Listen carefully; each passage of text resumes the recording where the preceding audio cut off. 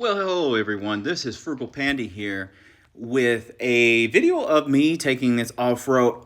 I don't know if I have a video of me actually taking it off-road. And what I mean by off-road is what most people would use it for, which would be like just soft roading, gravel road, a dirt road or trail, nothing too heavy. Because always remind yourself with these electric XPs or any and most of these folding e-bikes is that they are heavy and they are folding bikes.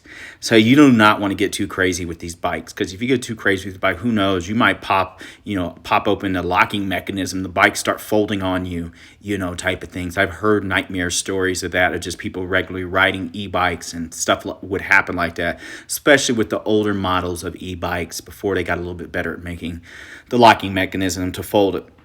So how does it do off-road? Well, it does as good as you expect for a folding e-bike that weighs around 80 some pounds, I think. So I think it did fairly well, to be honest with you, for what it is. So can you take this on little light trails like this? That wasn't really a trail, it's where the trail ended. Yes, you can. They do come with, they always want to promote, Electric does, it comes with slime. Who cares? Dude, no one cares about slime. Put tire liners in them. You want to impress me? Comes with free tire liners to protect the tube. And that's not just Lectric XP, that's other companies that want to tell you that it comes with slime. How well is that slime really going to do? Let's be honest. Put in some tire liners on the inside. But that's neither here nor there. That's just what I'm saying in regards to that. It does fine.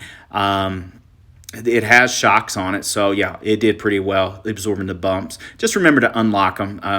The little button on it you turn, so you can get a softer ride while going over it. Also, you can lower the pressure in your tires the same as you would do in your truck or your SUV if you're going on roads if they were roads like that. I did not this time. And the reason was, it was just really just, I was like, oh, I saw some dirt and I said, oh, let's ride over it. And I didn't feel like letting my air out and stuff. And then forgetting about it and getting sharp bikes in my tires because I forgot about it and I'm riding home with it. And I didn't have a tire pump on me. And it was not that serious. So it did fine for what it was. It felt very sturdy going at low speeds. It's easy to control because it's a mid-drive doing this. So it is easy to control going over dirt and stuff in comparison to, say, a hub motor. But a hub motor is not that bad either, as long as you're not getting all crazy with it.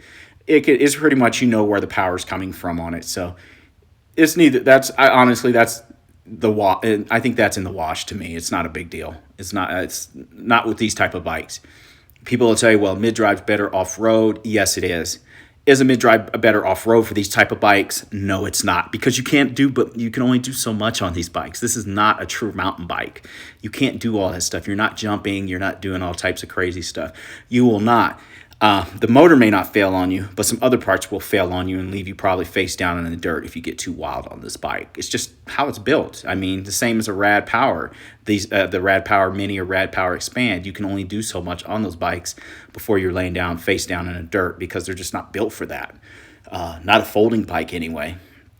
So with that being said, this is me just riding around the neighborhoods, the suburbs. We have so much new housing going up. And what's crazy out here in Aurora, Colorado, which is a suburb of Denver, Colorado, is we got all these houses going up. We don't have enough water.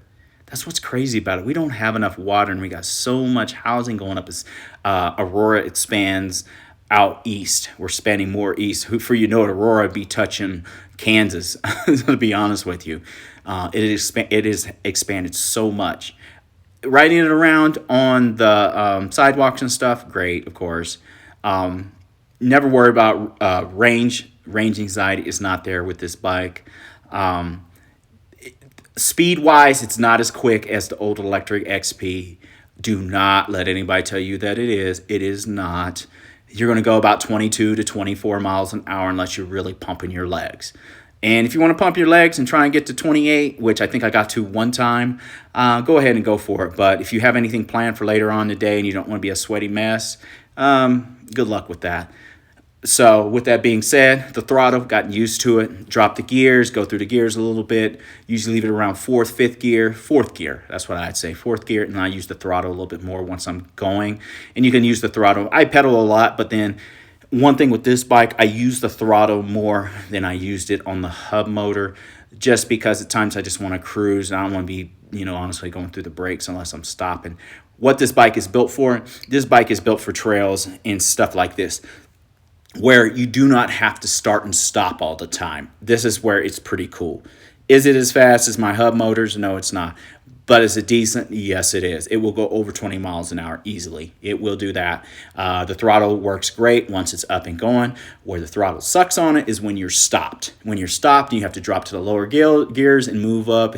Yeah, in the city, this is not my go-to bike for the city, to be honest with you, unless I got like a plan where I'm going to be out all day. Now, if I was going to be out all day, or like say I was in, I don't know, Portland, and I said, okay, I'm going to go here, go here, go here. I'm going to ride around this park. I'm going to go here, and say I had an electric car. I'm going to leave my car plugged in. Then I would take this bike. But then in reality, I may not even take this bike. I would probably end up doing is taking my Rad Power Mini with a secondary battery. And I think my warranty may be up on this bike. As soon as it's up, I'm going to likely wire in a second battery, and then that cancels Christmas on a range anxiety on that bike.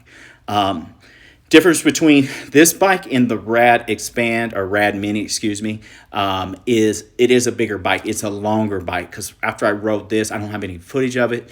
I wanted to hop on my Rad Mini, and it is a smaller bike. I just felt it. You just felt it after riding this bike. This bike is longer. It does feel beefier, but it also weighs around 20 pounds more too. So you got to take that into account.